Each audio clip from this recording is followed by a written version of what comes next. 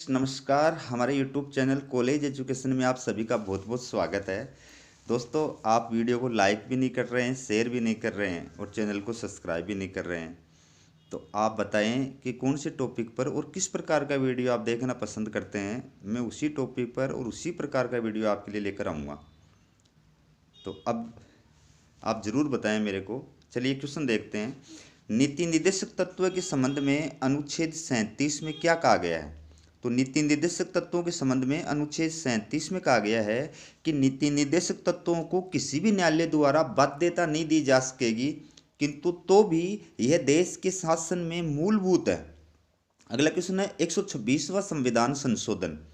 तो 126वें संविधान संशोधन 2019 द्वारा लोकसभा में आंग्ल भारतीय समुदाय को प्राप्त आरक्षण की व्यवस्था को समाप्त कर दिया गया है।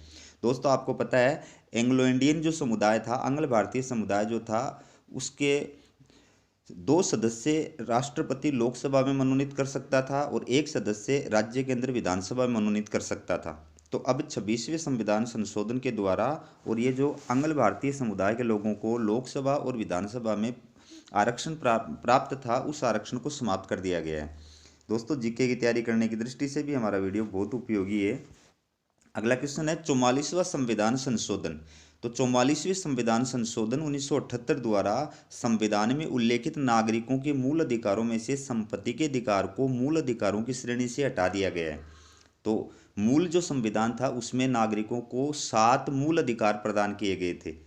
अब वर्तमान संविधान में 6 मूल अधिकार हैं और जो संपत्ति का मूल अधिकार था अब उसको समाप्त कर दिया गया 44वें संविधान संशोधन 1978 के द्वारा। इसलिए वर्तमान में नागरिकों को 6 मूल अधिकार प्राप्त हैं और संपत्ति का जो अधिकार है अब वो मूल अधिकार न होकर के क्या है, मात्र एक कानूनी अधिकार है। ठीक है। अगला क्वेश्चन है 86वां संविधान संशोधन।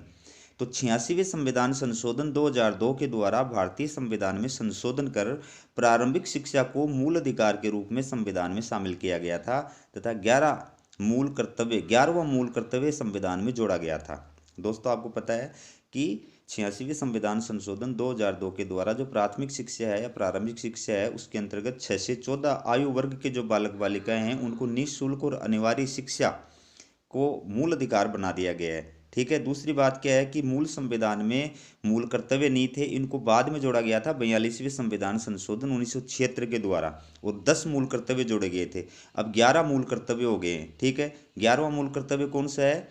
11वां मूल कर्तव्य है कि निःशुल्क और अनिवार्य जो शिक्षा का अधिकार बनाया गया है उसके तहत प्रत्येक बालक बालिका को शिक्षा दिलाना प्रत्येक माता पिता की जिम्मेदारी है। ये 11वां मूल कर्तव्य है। अगला क्वेश्चन है 124वां संविधान संशोधन।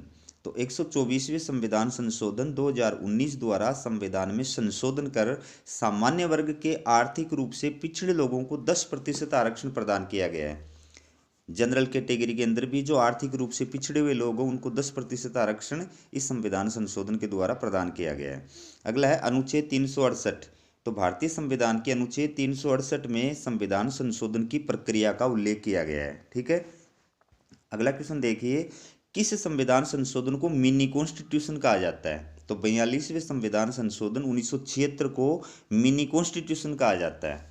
अगला है भारतीय संविधान की आत्मा किसे कहा जाता है? भारतीय संविधान की आत्मा संविधान की प्रस्तावना या उद्देशिका को कहा जाता है। ठीक है।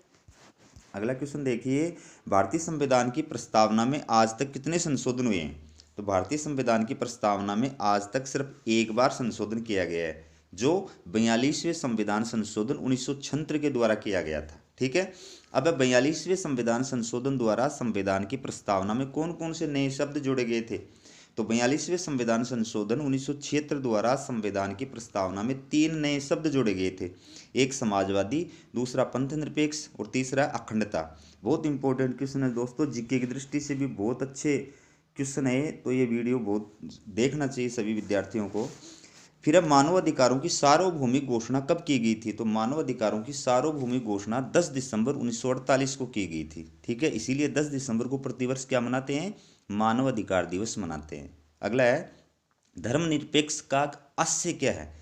तो धर्मनिरपेक्ष का आशय है कि सभी धर्मों को समान समझना और धर्म के आधार पर व्यक्ति व्यक्ति के मध्य किसी प्रकार का भेदभाव नहीं करना।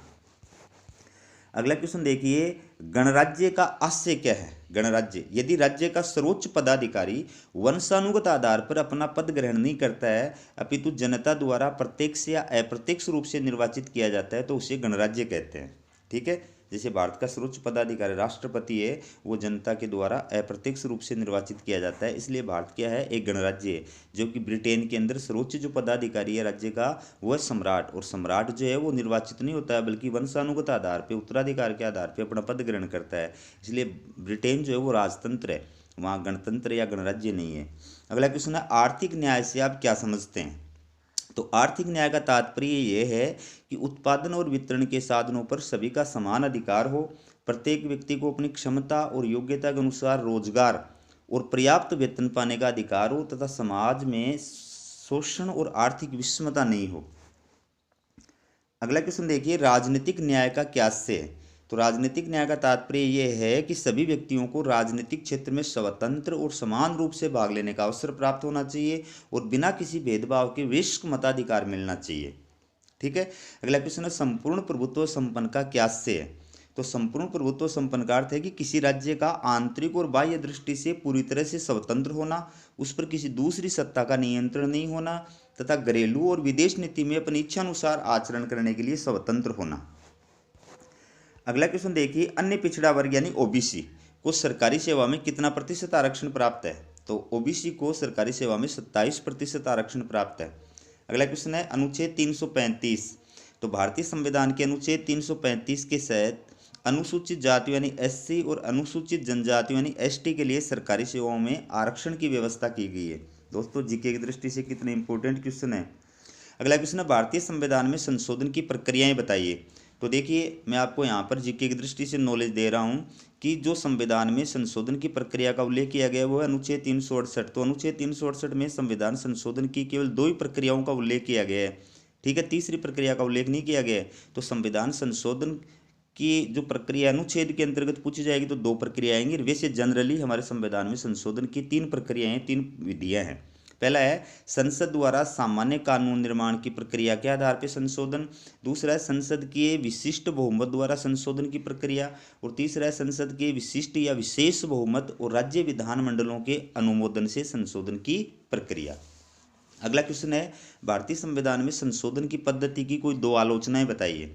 तो पहली है, राज्य विधानमंडलों से पुष्टि के लिए समय सीमा निर्धारित नहीं। दूसरा है, संविधान संशोधन विधेयकों पर दोनों सदनों के मतभेदों को दूर करने की व्यवस्था नहीं है। अगला क्वेश्चन देखिए, भारतीय संविधान में नीति निर्देशक तत्व किस देश से ग्रहण किए गए हैं। तो भारतीय संविधान में नीति निर्देशक तत्व आयरलैंड के संविधान से ग्रहण किए गए हैं। और भारतीय संविधान में मूल अधिकार किस देश से लिए गए हैं। तो भारतीय संविधान में मूल अधिकार संयुक्त राज्य अमेरिका के संविधान से लिए गए हैं। तो दोस्तों